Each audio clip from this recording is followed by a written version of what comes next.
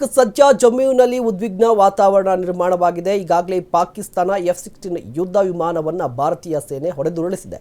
ಪಾಕಿಸ್ತಾನದ ದಾಳಿ ಯತ್ನಕ್ಕೆ ವಿಮಾನವೇ ಮಟಾಶ್ ಆಗಿದೆ. ನೀವು ಕೂಡ ಗಮನಿಸ್ತಾ ಇರಬಹುದು, ಪಠಾನ್ಕೋಟ್ ಮೇಲೆ ದಾಳಿಗೆ ಪಾಕಿಸ್ತಾನ ವಿಫಲ ಯತ್ನವನ್ನು ಮಾಡಿದೆ. ಇದರ ಜೊತೆಗೆ ಭಾರತದ ಏರ್ ಡಿಫೆನ್ಸ್ ಸಿಸ್ಟಮ್ ಎಷ್ಟು ಸ್ಟ್ರಾಂಗ್ ಆಗಿದೆ ಅನ್ನೋದು ಈಗ ಗೊತ್ತಾಗ್ತಾ ಇದೆ. S-400 ಭಾರತದ ಏರ್ ಡಿಫೆನ್ಸ್ ಸಿಸ್ಟಮ್ ಇದು. ಪಠಾನ್ಕೋಟ್ ಮೇಲೆ ಪಾಕಿಸ್ತಾನ ಡ್ರೋನ್ ದಾಳಿಯನ್ನು ನಡೆಸಲಿಕ್ಕೆ ಮುಂದಾಗ್ತಾ ಇದೆ.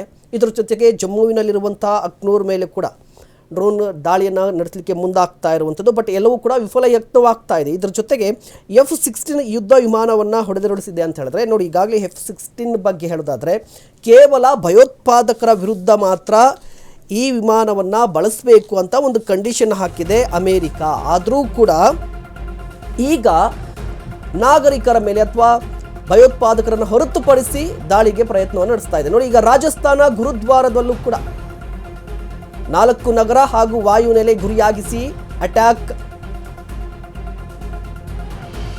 ಕಾರು ಚಾಲಕರಿಗೆ ಲೈಟ್ ಆಫ್ ಮಾಡಲಿಕ್ಕೆ ಸೂಚನೆಯನ್ನು ಕೊಡಲಾಗಿದೆ.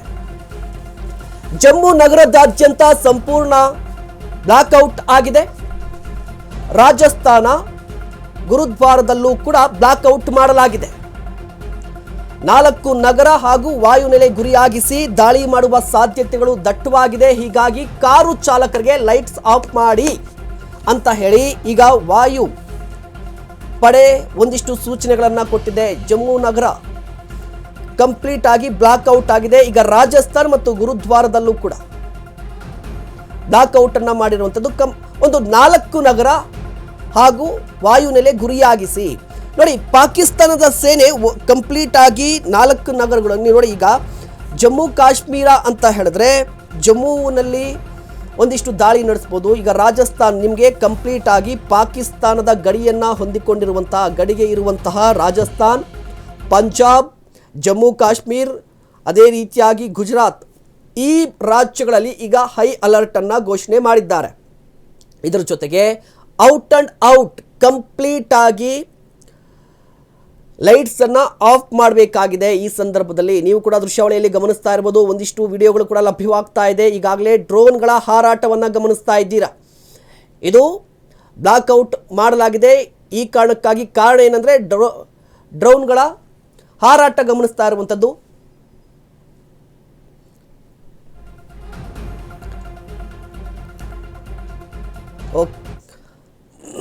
ಒಂದು ಕಡೆ ಬ್ಲಾಕ್ಔಟ್ ಮಾಡಿರುವಂಥದ್ದು ಇಂದೋರ್ ಬ್ಲಾಕ್ ಅನ್ನು ಗಮನಿಸ್ತಾ ಇದ್ರಿ. ಇದು ಸಾಂಬಾ ಇಲ್ಲಿ ಗಮನಿಸ್ತಾ ಇರ್ಬೋದು, ಕಂಪ್ಲೀಟ್ ಆಗಿ ಬ್ಲಾಕ್ಔಟ್ ಮಾಡಿದ್ದಾರೆ. ಇದರ ಅರ್ಥ ಶಟ್ ಡೌನ್ ಆಗಿದೆ 4 ನಗರಗಳು. ಇದ್ರ ಜೊತೆಗೆ ಕಾರು ಚಾಲಕರಿಗೆ ಲೈಟ್ಸ್ ಆಫ್ ಮಾಡಲಿಕ್ಕೆ ಅಂದರೆ ಈಗ ನೋಡಿ, ಈ ಸೈರನ್ ಮೊಳಗಿದ ನಂತರ ವಾಯುಸೇನೆ ದಾಳಿಯ ಎಚ್ಚರಿಕೆಯನ್ನು ಕೊಟ್ಟು ಸೈರನ್ ಮೊಳಗಿಸುತ್ತೆ. ಅದಾದ ನಂತರ ಯಾವುದೇ ರೀತಿಯ ವಾಹನ ಓಡಾಡಬಾರದು. ಇಫ್ ಇನ್ ಕೇಸ್ ಏನಾದರೂ ವಾಹನ ಓಡಾಡಿದ್ರೆ ಲೈಟ್ಸನ್ನು ಆಫ್ ಮಾಡಬೇಕಾಗುತ್ತೆ. ಇದಲ್ಲದೆ ಮನೆಗಳಲ್ಲಿ ಲೈಟ್ಸನ್ನು ಆಫ್ ಮಾಡಬೇಕಾಗುತ್ತೆ. ಇದ್ರ ಜೊತೆಗೆ ಸರ್ಕಾರಿ ಕಚೇರಿಗಳಾಗಿರ್ಬೋದು, ಅಣ್ವಸ್ತ್ರ ಸ್ಥಾವರಗಳು ಕಂಪ್ಲೀಟ್ ಆಗಿ ಈ ಸೇನೆಗೆ ಸಂಬಂಧಪಟ್ಟಂಥ ಸ್ಥಾವರಗಳು ಎಲ್ಲೆಲ್ಲಿರುತ್ತೆ ಅವೆಲ್ಲವೂ ಕೂಡ ಶಟ್ ಡೌನ್ ಆಗುತ್ತೆ. ಲೈಟ್ಸ್ಗಳನ್ನು ಆಫ್ ಮಾಡಬೇಕಾಗುತ್ತೆ. ಈ ಮೂಲಕವಾಗಿ ಪಾಕಿಸ್ತಾನಕ್ಕೆ ಒಂದು ರೀತಿಯಾಗಿ ಈ ಹಿಂದೆ ಕೂಡ ನಡೆದಿತ್ತು ಈ ರೀತಿಯ ಪ್ರಯತ್ನ. ಯಾಕೆ ಅಂತ ಹೇಳಿದ್ರೆ 1971ರಲ್ಲೂ ಕೂಡ ಯುದ್ಧದ ಸಂದರ್ಭದಲ್ಲಿ ಈ ಬ್ಲಾಕ್ಔಟನ್ನು ಮಾಡಿದ್ರು, ದಾಳಿಯನ್ನು ತಪ್ಪಿಸಬೇಕು ಅಂತ ಹೇಳಿ.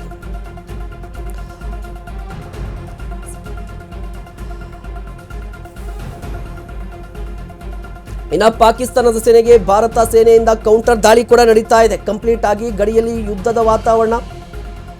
ಜೈಸ್ಮಲೇರ್ ಭಾರಿ ಸದ್ದು ಕೂಡ ಕೇಳಿಸಿ ಬಂದಿದೆ. ಸ್ಫೋಟದ ಸದ್ದು ಕೂಡ ಕೇಳಿ ಬಂದಿರುವಂಥದ್ದು. ಡ್ರೋನ್ ದಾಳಿ ಆಗಿದೆ ಪಾಕಿಸ್ತಾನದಿಂದ.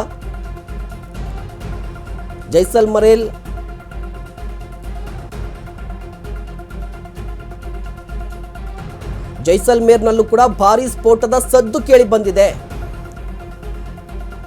ಜೈಸಲ್ಮೇರ್ನಲ್ಲಿ ಪಾಕಿಸ್ತಾನದಿಂದ ಡ್ರೋನ್ ದಾಳಿಯಾಗಿದೆ. ಇದಕ್ಕೆ ಭಾರತೀಯ ಸೇನೆ ಕೂಡ ಕೌಂಟರ್ ಅನ್ನ ಮಾಡಿದೆ. ನೋಡಿ, ಈಗಾಗಲೇ 4 ನಗರ ಅಂತ ಹೇಳಿದ್ದಾರೆ, ಜೊತೆಗೆ ಒಂದಿಷ್ಟು ವಾಯು ಪ್ರದೇಶ ಬ್ಲಾಕ್ಔಟ್ ಮಾಡಿದ್ದಾರೆ. ರಾಜಸ್ಥಾನ, ಪಂಜಾಬ್, ಜಮ್ಮು ಕಾಶ್ಮೀರ್, ಗುಜರಾತ್ ಈ ಭಾಗದಲ್ಲಿ ಬ್ಲಾಕ್ಔಟನ್ನು ಘೋಷಣೆ ಮಾಡಿರುವಂಥದ್ದು. ಸೈರನ್ ಸದ್ದು ಕೂಡ ಮುಳುಗಿದೆ. ಕಾರಣ ಪಾಕಿಸ್ತಾನ ಈಗ ಡ್ರೋನ್ ಅಟ್ಯಾಕನ್ನು ಮಾಡ್ತಾ ಇದೆ. ಒಂದಿಷ್ಟು ಕ್ಷಿಪಣಿಗಳ ಪ್ರಯೋಗ ಕೂಡ ಆಗ್ತಾ ಇದೆ. ಇವತ್ತು ಬೆಳಗ್ಗೆಯಿಂದ ಸಾಕಷ್ಟು ಭಾಗಗಳಲ್ಲಿ ಈ ಡ್ರೋನ್ ದಾಳಿಯನ್ನು ಮಾಡಲಾಗಿದೆ. ಪಾಕಿಸ್ತಾನ ಭಾರತದ 15 ನಗರಗಳನ್ನು ಟಾರ್ಗೆಟ್ ಮಾಡಿ ದಾಳಿ ಮಾಡಲಿಕ್ಕೆ ಯತ್ನಿಸಿತ್ತು. ಇವತ್ತು ಜಮ್ಮು, ಶ್ರೀನಗರ, ಚಂಡೀಗಢ, ಅವಂತಿಪೋರ, ಜಲಂಧರ್, ಲೂಧಿಯಾನ, ಅಮೃತ್ಸರ, ಪಠಾನ್ಕೋಟ್, ಫಲೋದಿ, ಉತ್ತರ್ಲೈ, ಭುಜ್ ಹಾಗೂ ಆದಂಪುರ, ಬಟಿಂಡಾ ಈ ಪ್ರದೇಶಗಳ ಮೇಲೆ ದಾಳಿ ಮಾಡಲಿಕ್ಕೆ ಭಾರತೀಯ ಸೇನೆ ಇವತ್ತು ಪ್ಲ್ಯಾನ್ ಮಾಡಿದೆ. ನೋಡಿ, ನಿನ್ನೆ ರಾತ್ರಿಯಿಂದಲೇ ಈ ಪ್ಲ್ಯಾನ್ ಆಗಿರುವಂಥದ್ದು. ಆದರೆ ನಿನ್ನೆ ರಾತ್ರಿಯಿಂದಲೇ ಈ ರೀತಿಯ ದಾಳಿಗಳು ನಡೀತಾ ಇದ್ದಂತಹ ಸಂದರ್ಭದಲ್ಲಿ ಡ್ರೋನ್ ಮತ್ತು ಕ್ಷಿಪಣಿಗಳನ್ನು, ಪಾಕಿಸ್ತಾನದ ಡ್ರೋನ್ ಮತ್ತು ಕ್ಷಿಪಣಿಗಳನ್ನು ಭಾರತ ಹೊಡೆದುರುಳಿಸಿದೆ. S-400 ಏರ್ ಡಿಫೆನ್ಸ್ ಸಿಸ್ಟಮ್ ಮೂಲಕ ಪಾಕಿಸ್ತಾನದ ಕ್ಷಿಪಣಿಗಳನ್ನು ಧ್ವಂಸ ಮಾಡಿದೆ. ಇದರ ಜೊತೆಗೆ ಇದೆಲ್ಲವೂ ಕೂಡ ನಿನ್ನೆ ನೈಟಿಂದ ಆಗಿರುವಂಥದ್ದು. ಬಟ್ ಈಗ ಕೂಡ ಒಂದಿಷ್ಟು ಅಪ್ಡೇಟ್ ಆಗ್ತಾ ಇದೆ. ಸುಜನ್ಪುರ್ ಬಳಿ ಕೂಡ ಕಾಣಿಸಿಕೊಂಡಿದೆ ಪಾಕ್ ಡ್ರೋನ್ಗಳು. ಪಠಾನ್ಕೋಟ್ ವಾಯುನೆಲೆಯಲ್ಲಿ ಮುಳುಗಿದೆ ಸೈರನ್. ವಾಯುನೆಲೆಯ ಮೇಲೆ ಪಾಕಿಸ್ತಾನ ದಾಳಿ ವಿಫಲವಾಗಿದೆ. ದಾಳಿ ಯತ್ನ ವಿಫಲಗೊಳಿಸಿದೆ. S-400 ಏರ್ ಡಿಫೆನ್ಸ್ ಸಿಸ್ಟಮ್ ಪಾಕಿಸ್ತಾನದ ಡ್ರೋನ್ಗಳನ್ನು ಧ್ವಂಸ ಮಾಡಿದೆ ಭಾರತೀಯ ಸೇನೆ. ಸುಜನ್ಪುರ್ ಬಳಿ ಕೂಡ ಈಗ ಪಾಕಿಸ್ತಾನದ ಡ್ರೋನ್ಗಳು ಕಾಣಿಸ್ಕೋತಾ ಇದೆ. ಪಠಾನ್ಕೋಟ್ ವಾಯುನೆಲೆಯಲ್ಲಿ ಈಗಾಗಲೇ ಸೈರನ್ ಕೂಡ ಮುಳುಗಿದೆ. ಇದರ ಅರ್ಥ ಎಲ್ಲರೂ ಕೂಡ ಅಲರ್ಟ್ ಆಗಬೇಕು. ವಾಯುನೆಲೆಯ ಮೇಲೆ ಪಾಕಿಸ್ತಾನದ ದಾಳಿ ಯತ್ನ ವಿಫಲವಾಗಿದೆ. ನೋಡಿ, ನಿನ್ನೆ ನೈಟಿಂದ ಈ ರೀತಿಯ ದಾಳಿಗಳ ಪ್ರಯತ್ನ ಆಗ್ತಾ ಇದೆ ಪಾಕಿಸ್ತಾನದಿಂದ. ಭಾರತದ 15 ನಗರಗಳನ್ನು ಟಾರ್ಗೆಟ್ ಮಾಡಿಕೊಂಡು ದಾಳಿಯನ್ನು ಮಾಡ್ತಾ ಇರುವಂಥದ್ದು. ಈಗಾಗಲೇ ಪಠಾನ್ಕೋಟ್ ಕೂಡ ಅದರ ಲಿಸ್ಟಲ್ಲಿತ್ತು. ಪಠಾನ್ಕೋಟ್ ಮೇಲೂ ಕೂಡ ದಾಳಿಯನ್ನು ಮಾಡಲಿಕ್ಕೆ ಒಂದಿಷ್ಟು ಪ್ರಯತ್ನವನ್ನು ಪಡ್ತಾನೇ ಇದೆ. ನಿನ್ನೆಯಿಂದ ಪಾಕಿಸ್ತಾನ ನಮ್ಮ S-400 ಏರ್ ಡಿಫೆನ್ಸ್ ಸಿಸ್ಟಮ್ ಈಗಾಗಲೇ ಆ ರೀತಿಯ ಡ್ರೋನ್ಗಳನ್ನು ಕೂಡ ಜೊತೆಗೆ ಕ್ಷಿಪಣಿಗಳನ್ನು ಹೊಡೆದುರುಳಿಸ್ತಾ ಇದೆ. ಆದರೆ ಈಗಲೂ ಕೂಡ ಕಂಟಿನ್ಯೂ ಆಗಿದೆ ಅಂತ ಅರ್ಥ. ಪಾಕಿಸ್ತಾನಕ್ಕೆ ಟೈಮ್ ಸರಿಯಿಲ್ಲ ಅಂತ ಕಾಣಿಸ್ತಾ ಇದೆ. ಪಾಕಿಸ್ತಾನ ಈಗಾಗಲೇ ಯಾವ ಪರಿಸ್ಥಿತಿಯಲ್ಲಿದೆ ಅಂತ ಇಡೀ ವಿಶ್ವಕ್ಕೆ ಗೊತ್ತಿದೆ.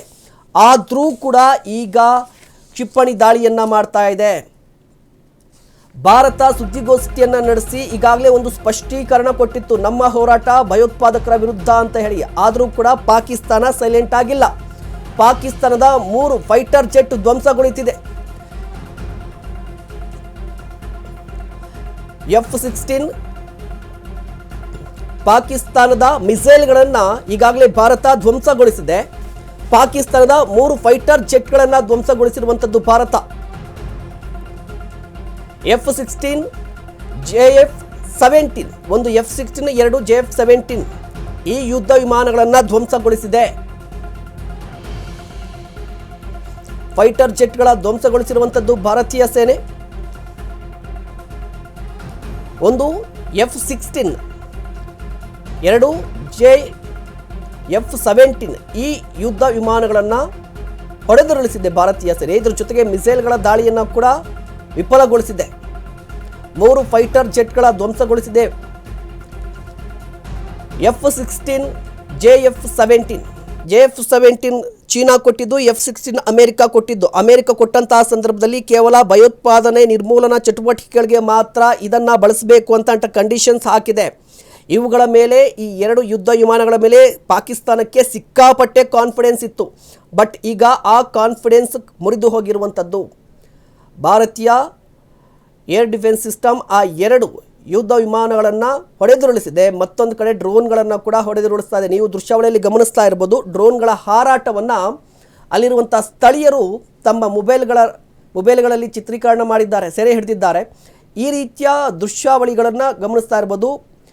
ಡ್ರೋನ್ಗಳ ಹಾರಾಟದ ಬಗ್ಗೆ, ಡ್ರೋನ್ಗಳ ಹಾರಾಟವನ್ನು ಅಲ್ಲಿರುವಂಥ ಜನರು ತಮ್ಮ ಮೊಬೈಲ್ಗಳಲ್ಲಿ ಸೆರೆ ಹಿಡಿದಿದ್ದಾರೆ. ಜೊತೆಗೆ ಬ್ಲಾಕ್ಔಟ್ ಆಗಿರುವುದು ಕೂಡ ಗಮನಿಸ್ತಾ ಇರ್ಬೋದು. ಸೈರನ್ ಮುಳುಗಿದೆ, ಬ್ಲಾಕ್ಔಟನ್ನು ಕೂಡ ಮಾಡಲಾಗಿದೆ. ಒಂದಿಷ್ಟು ಕಾರುಗಳು ಕೂಡ ಓಡಾಡ್ತಾ ಇದೆ. ಅಂದರೆ ಕಂಪ್ಲೀಟ್ ಆಗಿ ಈಗ ರಾಜಸ್ಥಾನ್, ಜಮ್ಮು, ಗುಜರಾತ್, ಪಂಜಾಬ್ನಲ್ಲಿ ಹೈ ಅಲರ್ಟನ್ನು ಘೋಷಣೆ ಮಾಡಲಾಗಿದೆ. ಜಮ್ಮು, ರಾಜಸ್ಥಾನ್ ಮತ್ತು ಗುರುದ್ವಾರದಲ್ಲಿಯೂ ಕೂಡ ಬ್ಲಾಕ್ಔಟನ್ನು ಮಾಡಲಾಗಿದೆ. 4 ನಗರ ಹಾಗೂ ವಾಯುನೆಲೆ ಗುರಿಯಾಗಿಸಿ ಪಾಕಿಸ್ತಾನ ಡ್ರೋನ್ ದಾಳಿ ನಡೆಸುವ ಸಾಧ್ಯತೆಗಳು ಕಾಣಿಸ್ತಾ ಇರುವಂಥದ್ದು. ಸುಜನ್ಪುರ ಬಳಿ ಇರುವಂಥ ಸುಜಾನ್ಪುರದಲ್ಲೂ ಕೂಡ ಈಗಾಗಲೇ ಸೈರನ್, ಪಠಾನ್ಕೋಟ್ ವಾಯುನೆಲೆಯಲ್ಲೂ ಕೂಡ ಸೈರನ್ ಮೊಳಗಿದೆ. ಪಠಾನ್ಕೋಟ್ ವಾಯುನೆಲೆಯ ಮೇಲೆ ಪಾಕಿಸ್ತಾನ ದಾಳಿ ಯತ್ನ ವಿಫಲವಾಗಿದೆ. ಪಾಕಿಸ್ತಾನ ದಾಳಿ ಯತ್ನವನ್ನು ವಿಫಲಗೊಳಿಸಿರುವಂಥದ್ದು ಭಾರತದ S-400 ಏರ್ ಡಿಫೆನ್ಸ್ ಸಿಸ್ಟಮ್. ಪಾಕಿಸ್ತಾನದ ಡ್ರೋನ್ಗಳನ್ನು ಧ್ವಂಸಗೊಳಿಸಿದೆ ಭಾರತ. ಆದರೂ ಕೂಡ ಪಾಕಿಸ್ತಾನದ F-16 ಯುದ್ಧ ವಿಮಾನ, ಈ F-16 ಯುದ್ಧ ವಿಮಾನ ಏನಿತ್ತಲ್ವಾ, ಇದು ಕೂಡ ಧ್ವಂಸವಾಗಿದೆ. ಪಾಕಿಸ್ತಾನದ ಕಾನ್ಫಿಡೆನ್ಸ್ ಇದ್ದದ್ದೇ ಈ ಎರಡು ಯುದ್ಧ ವಿಮಾನಗಳ ಮೇಲೆ, ಬಟ್ ಈಗ ಈ ಎರಡು ಯುದ್ಧ ವಿಮಾನಗಳನ್ನು ಕೂಡ ಧ್ವಂಸ ಮಾಡಿದೆ. ದೃಶ್ಯಾವಳಿಯಲ್ಲಿ ಗಮನಿಸ್ತಾ ಇರ್ಬೋದು, ಇದು ಡ್ರೋನ್ ಹಾರಾಟವನ್ನು ಅಲ್ಲಿರುವಂಥ ಸ್ಥಳೀಯರು ಸೆರೆ ಹಿಡಿದಿದ್ದಾರೆ.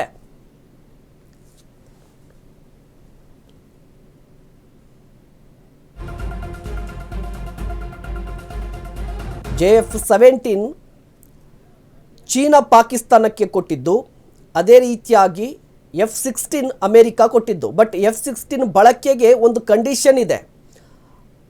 ಆ ಯುದ್ಧ ವಿಮಾನವನ್ನು ಕೇವಲ ಭಯೋತ್ಪಾದಕ ನಿರ್ಮೂಲನೆಗೆ ಮಾತ್ರ ಬಳಸಬೇಕಿದೆ ಅಂತ ಕಂಡೀಷನನ್ನು ಹಾಕಿತ್ತು ಅಮೆರಿಕ. ಬಟ್ ಈಗ ಪಾಕಿಸ್ತಾನ ಆ ಕಂಡೀಷನನ್ನು ಬ್ರೇಕ್ ಮಾಡಿದೆ.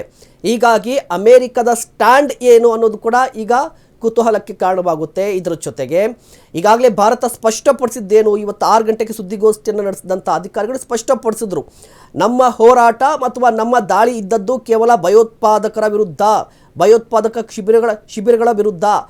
ನಾವು ಯಾವುದೇ ಸಾರ್ವಜನಿಕರ ಪ್ರಾಣಹಾನಿ ಮಾಡಿಲ್ಲ ಅಥವಾ ಈ ಪಾಕಿಸ್ತಾನದ ಸೇನಾ ಶಿಬಿರಗಳ ಮೇಲೂ ಕೂಡ ನಾವು ದಾಳಿಯನ್ನು ಮಾಡಿಲ್ಲ ಅಂತ ಹೇಳ್ತಾ ಇದ್ರು. ಬಟ್ ಈಗ ಪಾಕಿಸ್ತಾನದ ನಡೆಯನ್ನು ಗಮನಿಸಿದಂತಹ ಸಂದರ್ಭದಲ್ಲಿ ಕಂಪ್ಲೀಟ್ ಆಗಿ ಪಾಕಿಸ್ತಾನ ಈಗ ಯುದ್ಧದ ಸಂದಿಗ್ಧತೆಯನ್ನು ತಂದು ಇಡ್ತಾ ಇದೆ. ಡ್ರೋನ್ಗಳ ಹಾರಾಟ ಆಗ್ತಾ ಇದೆ. ಹೀಗಾಗಿ ಕಂಪ್ಲೀಟ್ ಆಗಿ ಪಾಕಿಸ್ತಾನಕ್ಕೆ ಹೊಂದಿಕೊಂಡಿರುವಂಥ ಗಡಿ ಭಾಗದ ರಾಜ್ಯಗಳಲ್ಲಿ ಹೈ ಅಲರ್ಟನ್ನು ಘೋಷಣೆ ಮಾಡಲಾಗಿದೆ.